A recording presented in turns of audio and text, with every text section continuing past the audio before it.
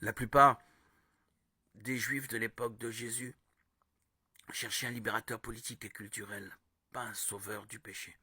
Ils s'attendaient à ce que Jésus brise le joug romain et établisse Sion comme la capitale du monde. Acte 1,6. Et ils ne voyaient pas comment un Messie aussi doux et humble pourrait faire cela. L'histoire de Joseph dans l'Ancien Testament offre un parallèle intéressant avec les Juifs qui n'ont pas reconnu leur Messie. Joseph a été vendu en esclavage par ses frères et après bien des hauts et des bas, il a été élevé au rang de premier ministre de toute l'Égypte.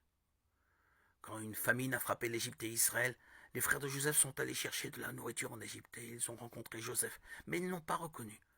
Leurs propres frères se tenaient devant eux, mais ils ne s'en sont pas rendus compte.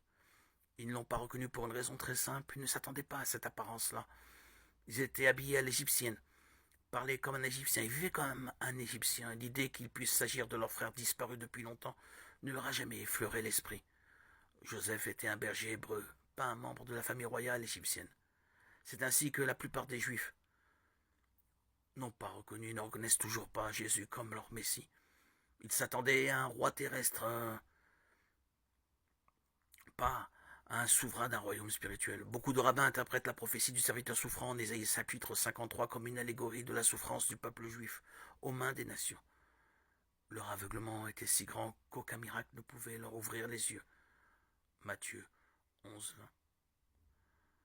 Pourtant, beaucoup de contemporains de Jésus l'ont reconnu, à l'instar des bergers de Bethléem, Luc 2:16-17, de Simon dans le temple, d'Anne qui parlait de Jésus à tous ceux qui attendaient la délivrance à Jérusalem, de Pierre et des autres disciples, Matthieu 16:16. Puisse-t-il y en avoir beaucoup d'autres qui continuent de voir que Jésus est le Messie, le roi Machiar,